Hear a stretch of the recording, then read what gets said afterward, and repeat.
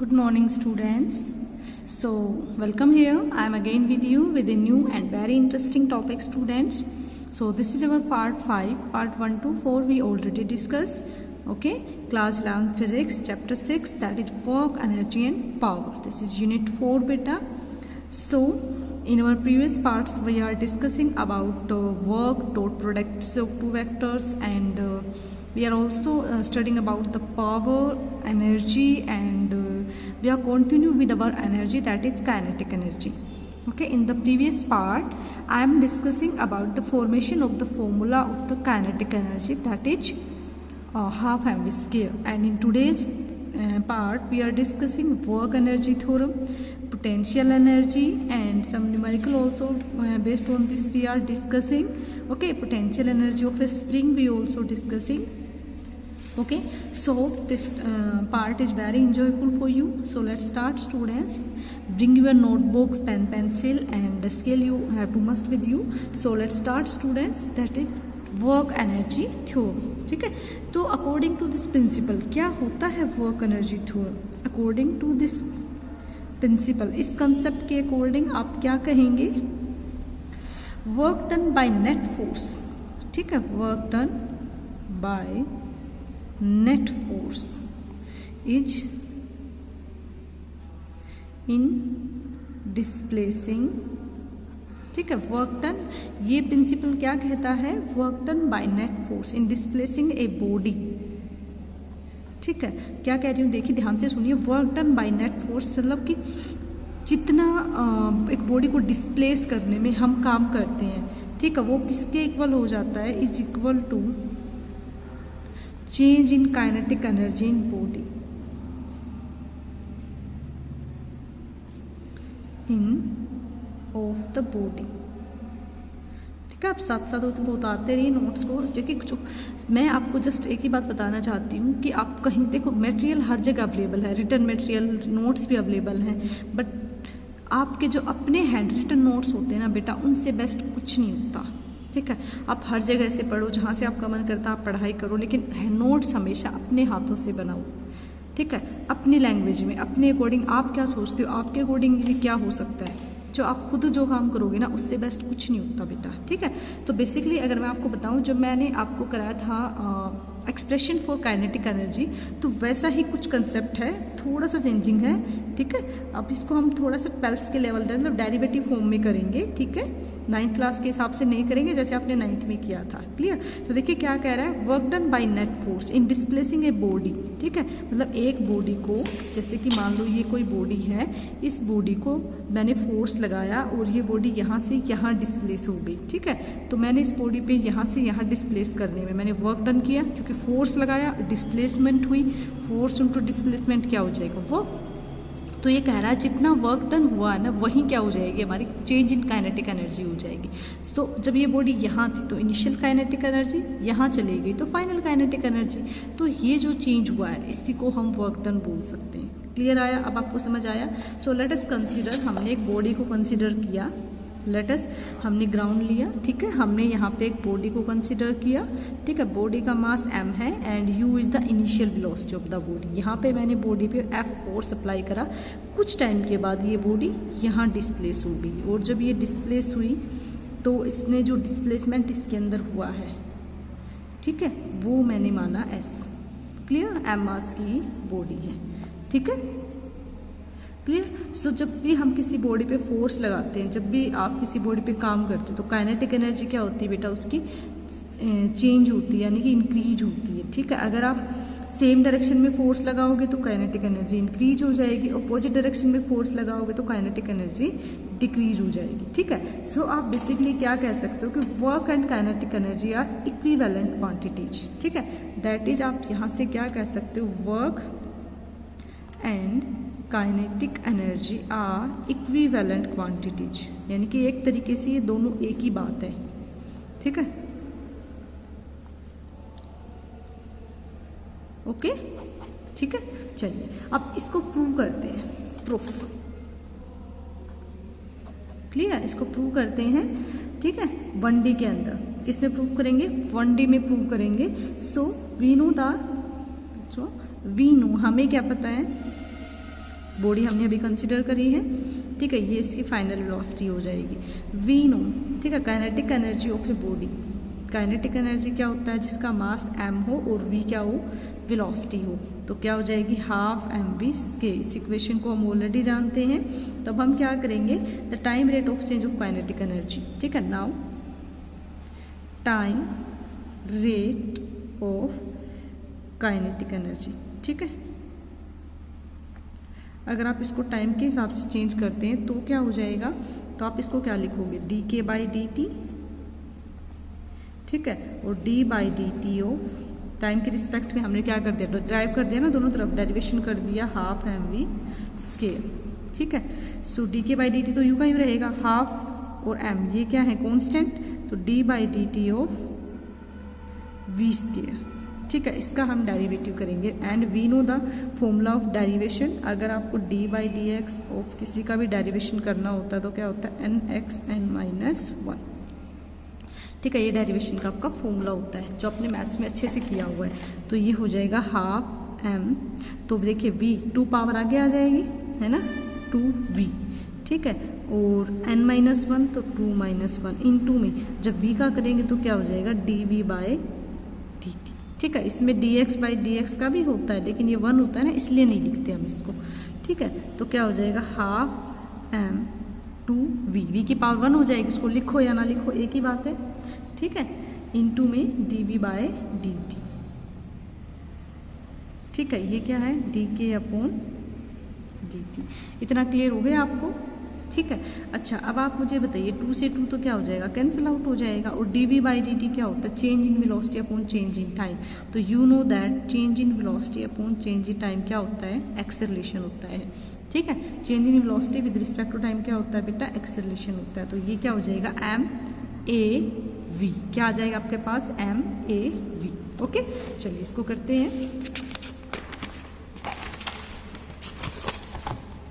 तो dk by dt क्या आ जाएगा आपके पास, m-a-v, ठीक है, ओके। अब आप मुझे बताइए ये क्या होता है, ये क्या होता है, फोर्स इनटू वेलोसिटी, है ना, क्योंकि आपको पता है f क्या होता है, m में v, ठीक है।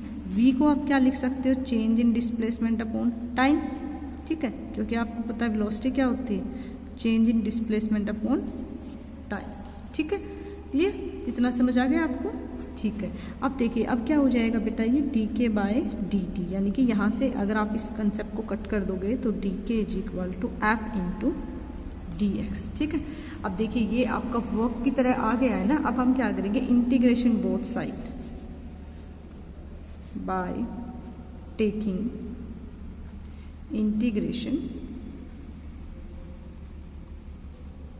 बोथ साइड, ठीक है। हम क्या करेंगे, दोनों साइड इंटीग्रेशन करेंगे, तो initial kinetic energy to final kinetic energy, ठीक है, और initial position x1 suppose x2 is the final position f into dx, ठीक है। xi यहाँ पे क्या है, initial position where initial kinetic energy, ठीक है, लिख देती हूँ here xi initial position of body, ठीक है। ये IF ही मान लेते हैं ताकि कोई कंफ्यूजन ना रहे, फाइनल पोजीशन ऑफ बॉडी, ठीक है। ऐसे ही KI क्या हो जाएगा, इनिशियल काइनेटिक एनर्जी, ऐसे KF क्या हो जाएगा, फाइनल काइनेटिक एनर्जी, ठीक है।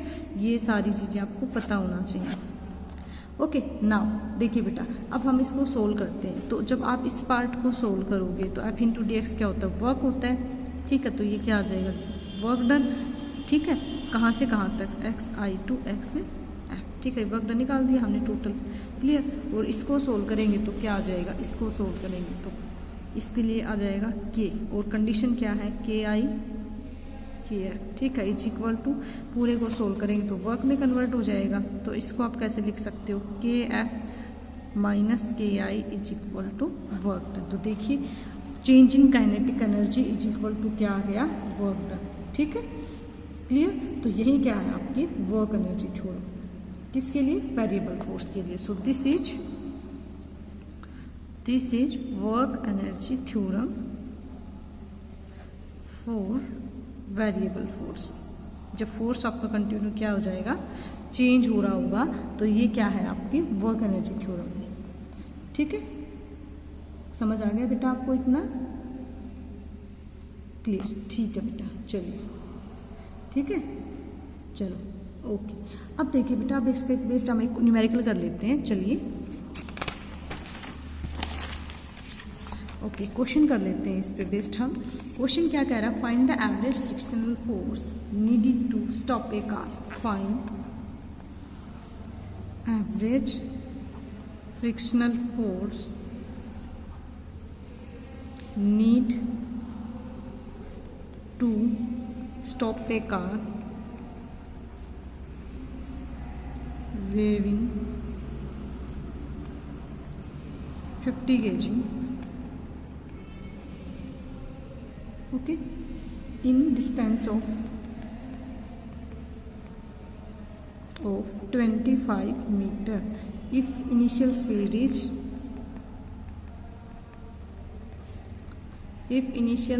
is 20 metre per second. ठीक है, ये इनिशियल स्पीड है। तो चलिए इसको सोल्व करते हैं। ठीक है, ओके। तो देखिए बेटा, क्या आपको क्या कुछ गिवन है, हमें देखिए क्या है, फाइंड एवरेज फ्रिक्शनल फोर्स, यानी कि आपको फोर्स निकालना है। ठीक है, और मास कितना गिवन है, मास आपके पास है 50 kg।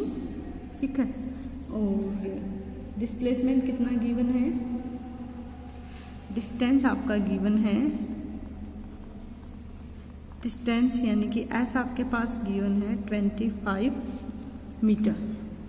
ठीक है, और वेलोसिटी कितनी गिवन है, this is the initial velocity u कितना है 20 मीटर पर सेकेंड। ठीक है, so you know very well according to work energy theorem. Work energy theorem क्या कहती है, W is equal to change in kinetic energy, यही कहती है ना। ठीक है, तो आप देखिए, आप यहाँ से इसको क्या लिख सकते हो, वर्क को क्या लिख सकते हो, फोर्स इनटू डिस्प्लेसमेंट। ठीक है, और चेंज इन काइनेटिक एनर्जी यानी कि हाफ mv² माइनस u²। ठीक है, फोर्स आपको निकालना है, डिस्प्लेसमेंट कितनी दे रखी है 25, हाफ m कितना गिवन है 50। ठीक है, v आपको गिवन, क्योंकि फाइनली देखो बॉडी स्टॉप हो रही है, देखिए v तो आपको पता ही चल जाएगा, फाइनली बॉडी क्या हो रही है, स्टॉप हो रही है, तो v क्या हो जाएगा आपका 0। ठीक है, 0 माइनस u कितना है आपका 20 का स्केल, यानी कि 20 × 20। ठीक है, तो ये देखिए यहाँ से क्या हो जाएगा आपका 25 से 25 कैंसिल हो जाएगा, तो F is equal to -400 newton. This is the required frictional force that we want to find out. ठीक है, माइनस मीन्स क्या है कि ये अपोजिट डायरेक्शन में लगेगा। अगर आप इसकी सिर्फ मैग्नीट्यूड फाइंड आउट करेंगे देन दिस इज 400 न्यूटन। तो this is the required frictional force that we want to find out. Clear, समझ आ गया आपको इतना? ओके, अब हम बात करते हैं बेटा पोटेंशियल एनर्जी की। Okay, our new topic is potential energy. Okay, देखिए बेटा, पोटेंशियल एनर्जी क्या होती है, पोटेंशियल एनर्जी होती है किसी भी बॉडी की पोजीशन की वजह से। ठीक है, तो पोटेंशियल एनर्जी को आप कैसे डिफाइन करोगे, the energy possessed by a body, जैसे आपने पहले काइनेटिक एनर्जी वाला किया था ना, वैसा ही कुछ है, by a body due to its position. ठीक है, due to its position, the energy possessed by a body due to its position, उसकी पोजीशन में चेंज होने की वजह से। ठीक है, by virtue of its most position, और या यू कैन से और कॉन्फ़िगरेशन, और चेंज इन इट्स कॉन्फ़िगरेशन, या उसकी किसी भी शेप में भी चेंज आएगा तो भी आप क्या कहेंगे कि ये आपकी पोटेंशियल एनर्जी में चेंज हो रहा है। ठीक है, तो आप क्या कह सकते हो, पोटेंशियल एनर्जी मीन्स क्या हो गया, एक ऐसी energy which can be associate with the configuration that is arrangement of A system of object. ठीक है। जो सिस्टम है हमारे पास, जो ऑब्जेक्ट का सिस्टम है, उसके अरेंजमेंट में जो चेंज आता है जब आप उस पर फोर्स लगाते हैं, यानी कि उसकी कॉन्फ़िगरेशन में जो चेंज होता है, ठीक है। तो जो मेनली जो टाइप है इसकी, वो 2 टाइप होती हैं जो मेनली डिस्कस की जाती है हमारे यहाँ पे। एक ग्रेविटेशनल पोटेंशियल एनर्जी है, एक इलास्टिक पोटेंशियल एनर्जी है। क्या है? ग्रेविटेशनल पोटेंशियल एनर्जी, ओके, ये P डॉट E का मतलब क्या है? Potential energy. और एक आपका है इलास्टिक पोटेंशियल एनर्जी, ओके, ठीक है। अब इन्हीं को हम थोड़ा सा डिफ्रेंशिएट करेंगे बेटा यहाँ पे, ओके। देखिए ग्रेविटेशनल पोटेंशियल एनर्जी का मतलब क्या होता है बेटा? जैसे कि मान लो ग्रेविटेशनल मीन्स जो हमारे ऊपर जो एनर्जी वर्क कर रही है, ठीक है। जैसे कि आपके पास कोई स्प्रिंग है, ठीक है, तो आप ये बताइए जब आप उस स्प्रिंग को ऐसे खींचोगे, ठीक है, जब आप उस स्प्रिंग को ऐसे खींचोगे तो उसमें क्या हो जाएगा? खींचने पर आपने कुछ काम किया उसके ऊपर, है ना। जब आपने एक स्प्रिंग को ऐसे खींचा तो खींचने के बाद आपने क्या किया? उस पर कुछ काम किया, और वही वर्क किस फॉर्म में स्टोर हो गया? उसमें पोटेंशियल एनर्जी की फॉर्म में स्टोर हो गया, ठीक है। तो इसका मतलब जितना आप करते हो, हम मतलब कि हम बेसिकली क्या कह सकते हैं, जिस बार जितना हम उस पर वर्क करेंगे वही वर्क किस फॉर्म में स्टोर हो जाता है? पोटेंशियल एनर्जी की फॉर्म में, ठीक है। मतलब आप किसी स्प्रिंग को स्ट्रैच करते हो या किसी स्प्रिंग को शो कर दिया, या आपके पास जो रबर बैंड वगैरह होते हैं इनको जब आप ऐसे खींचते हो, basically what I want to say कि जो आप वर्क डन करते हो किसी बॉडी पे, वही वर्क डन किस फॉर्म में स्टोर हो जाता है? उस बॉडी के अंदर पोटेंशियल एनर्जी की फॉर्म में स्टोर हो जाता है। समझ गए आप? आपको क्लियर हो गई ये सारी बातें, ठीक है। चलिए अब ग्रेविटेशनल पोटेंशियल एनर्जी की डेफिनेशन लिखते हैं। तो ग्रेविटेशनल पोटेंशियल एनर्जी क्या होती है? It is the energy possessed by a body by virtue of its position above the surface of the earth, यानी कि अर्थ की वजह से जो आपके ऊपर पोटेंशियल एनर्जी लगती है। चलिए पहले इसको डिफाइन कर लेते हैं। It is the energy possessed by a body by a body by virtue of its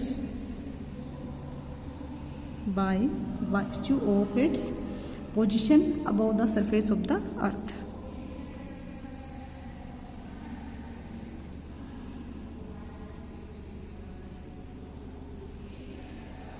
Surface of the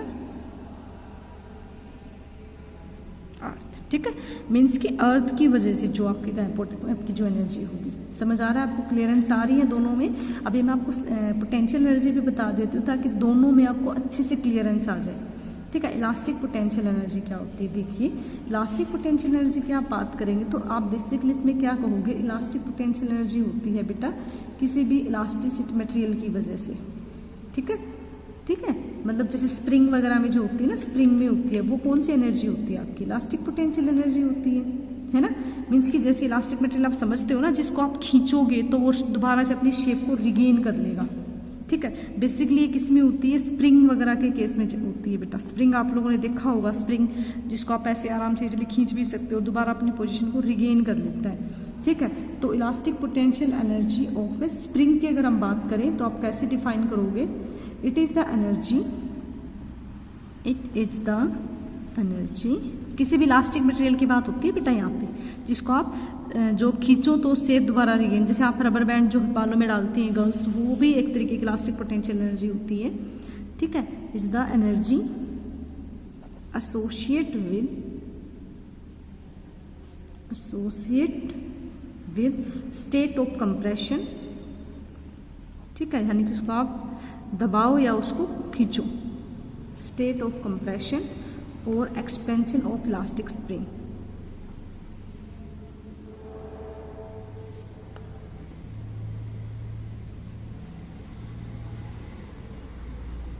clear? Okay. इसको देखिए बेटा आप, जैसे कि मैं आपको अभी शो कर देती हूँ। सपोज करो ये देखिए आप, ये आपके पास एक इलास्टिक मटेरियल है, मेरे पास स्प्रिंग तो नहीं था बट ये मेरा मास्क है, इसका मेरे पास ये इसको देखिए, जैसे आप जितना खींचोगे ना, देखो मैंने इसको क्या कर दिया? एक्सपेंड कर दिया। अब देखिए ये कॉन्ट्रैक्ट हो गया वापस। समझ रहे हो आप मेरी बात को? तो this is the elastic potential, जो इलास्टिक मटेरियल्स के अंदर जो होती है, ठीक है। और स्प्रिंग वाला केस हम यहाँ पे स्टडी करेंगे, क्लियर? तो जितना आप इसको देखिए, आप इसको ऐसे खींचो, कितना चौड़ा हो गया, तो मैंने इस पर खींचा तो मैंने इस पर काम करा ना, मैंने इसको खींच रखा है, इसका मतलब मैंने इस पर काम कर रखा। और यही जो मैंने इस पर वर्क डन किया है, यही वर्क डन किस फॉर्म में स्टोर हो जाएगा? इसमें इलास्टिक पोटेंशियल एनर्जी की फॉर्म में, ठीक है। और देखिए जैसे ही मैं इसको छोड़ूंगी ना वापस मतलब इस पे डिफॉर्मेशन हो जाएगा, यानी कि डिफॉर्मिंग फोर्स लग जाएगा ना, वापस ये अपनी पोजीशन पे आ जाएगा। देखो वापस उतना ही हो गया ना, अभी मैंने देखो उसको कितना खींचा था देखो, और अभी देखिए वापस, यानी कि इस पे एक अपोजिट डायरेक्शन में भी एक फोर्स लगता है, ठीक है, जो इसकी पोजीशन को वापस लेके आता है। समझ गए आप मेरी बात को? ठीक है, तो पहले हम बात कर लेते हैं ग्रेविटेशनल पोटेंशियल एनर्जी के बारे में। तो ये किसकी वजह से होता है बेटा? जो अर्थ के ऊपर हम जब खड़े होते हैं ना, तो वहाँ पर भी हमारी एनर्जी ही लगती है, ठीक है। तो आपको सारा अच्छे से समझ में आ रहा है बेटा? इन चीज़ों को आप समझते हुए चलिए ताकि कोई प्रॉब्लम ना आए, ठीक है। देखिए क्या है, जैसे 1996 में ओलंपिक्स जब हुए थे तो एंड्रे ने क्या करा था, एक मतलब रिकॉर्ड तोड़ा था वेट लिफ्टिंग का, ठीक है, अपने सिर पे रखने का, क्लियर। उसने क्या किया था, उसने वेट एंड अर्थ के बीच में एक सेपरेशन शो किया था, क्लियर। तो आप क्या कह सकते हो कि gravitational potential energy weight earth system भी है एक तरीके से, तो इसको आप समझने की कोशिश कीजिए। अब हम क्या करते हैं, कैलकुलेशन ग्रेविटेशनल पोटेंशियल एनर्जी, ठीक है। जो ग्रेविटेशनल पोटेंशियल एनर्जी है उसकी हम कैलकुलेशन करेंगे, ओके। चलिए इसको हम कैलकुलेट कर लेते हैं।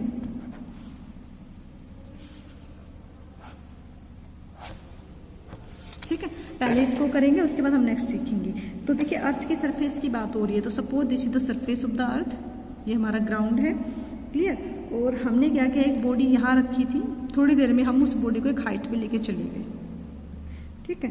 तो जब बॉडी को आप ऊपर लेके जाओगे तो आप उस पर एक फोर्स लगाओगे, जैसे कि मान लो ये बॉडी है, ये यहाँ पे रखी हुई है, जब मैं इस बॉडी को यहाँ से उठा के यहाँ एक हाइट पे लेके आऊँगी, ठीक है, मैं एक हाइट पे लेके आई हूँ ना, तो देखिए यहाँ पर इसकी एक हाइट हो गई है, तो मैंने इस पर ऐसे फोर्स लगाया ऊपर की तरफ, तो ये क्या इसकी हाइट, जहाँ पे आप उस बॉडी को लेके आए हो, ठीक है। तो अब ये देखिए, मान लो जो ये बॉडी है इसका मास है m, m क्या है, मास ऑफ बॉडी, ठीक है। अब इस पे कौन सा फोर्स वर्क एक्सेलरेशन काम कर रहा है, क्योंकि आप किसी बॉडी पे फोर्स लगाते हो तो एक्सेलरेशन तो होगा ही, so acceleration due to gravity, ये काम करेगा इस पे ऑन सरफेस ऑफ अर्थ,